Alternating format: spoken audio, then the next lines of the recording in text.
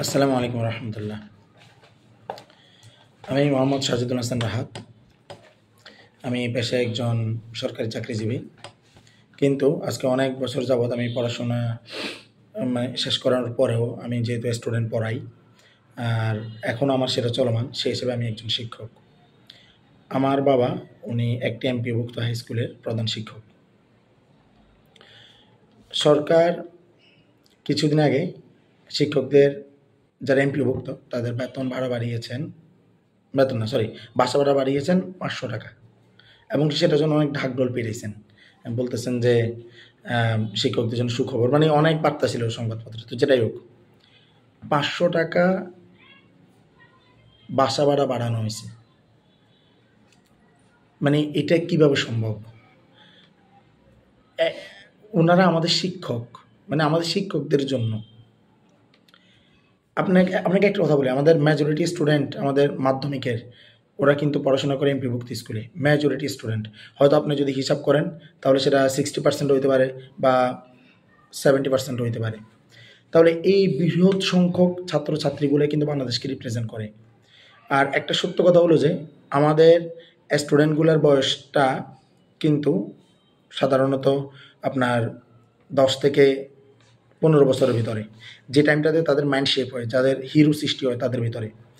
আর এই হিরোটা সৃষ্টি হয় সাধারণত তারা খুব বেশি পরিমাণে কনভিন্স হয় তাদের স্যারদের কথাবার্তায়।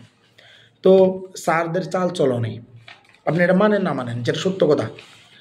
এখন এই যে শিক্ষকগুলাকে আপনি কম টাকা দিচ্ছেন, এই শিক্ষকগুলার সবসময় দেখে যে ওরা লাঞ্ছনার শিকার। এই শিক্ষকগুলা প্রত্যেকটা জায়গায় তারা অপদস্থ হয়। আর এই জিনিসগুলো কে দেখতেছে? বাংলাদেশের সবচেয়ে বড় মানে কিশোরদের জনগোষ্ঠী, যেটা তারা দেখতেছে। তো তাদের ভিতরে কে আগ্রহ জন্মাচ্ছে যে শিক্ষক হলে এরকম এরকম শিকার হইতে হয়, শিক্ষক হলে এরকম এরকম বঞ্চনা পাইতে হয়, শিক্ষক হলে এরকম এরকম বৈষম্যের সৃষ্টি হয়। তাহলে তাদের ভিতরে কখনোই কি শিক্ষক হওয়ার আগ্রহটা জন্মাবে? তাদের ভিতরে শিক্ষক হওয়ার আগ্রহ জন্মাবে কোনটা? হ্যাঁ, আমি এরকম পড়াইলে এত টাকা ইনকাম করব, আমি এরকম পড়াইলে এত টাকা ব্যবসা হবে আমার। কোনোদিনও তাদের স্কুলে শিক্ষক হওয়ার জন্য তাদের আগ্রহ জন্মাবে না। সত্য কথা, আমি আমার কথা বলতেছি। আমার ক্ষেত্রে আমার একদম ইচ্ছা নাই যে কোনো আমি প্রাতিষ্ঠানিক শিক্ষক হব। আমার কোনো ইচ্ছাও নাই, বা আমি আমার পড়াতে অনেক ভালো লাগে, কিন্তু আমার কোনো ইচ্ছে হয় না।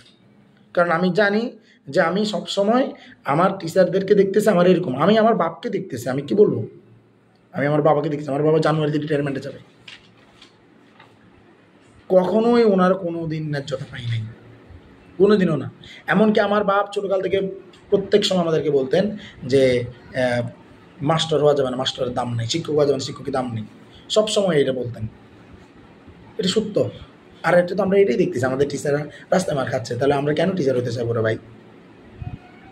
আমরা কেন টিচার হতে চাইব? অবশ্যই আমি আমার সকল শিক্ষকদের সাথে একাত্মতা পোষণ করতেছি। ওনাদের ন্যায্যতা ওনাদেরকে বুঝাই দিতে হবে। যদি ন্যায্যতা বুঝাই না দেওয়া যায় তবে এই দেশে ক্ষতিগ্রস্ত হবে, কারণ প্রকৃতির বিচার বলে একটা কথা আছে। আমার সকল শিক্ষক ভালো থাকুক, আল্লাহ তাদেরকে সাহায্য করুক। আসসালামু আলাইকুম রহমতুল্লাহ।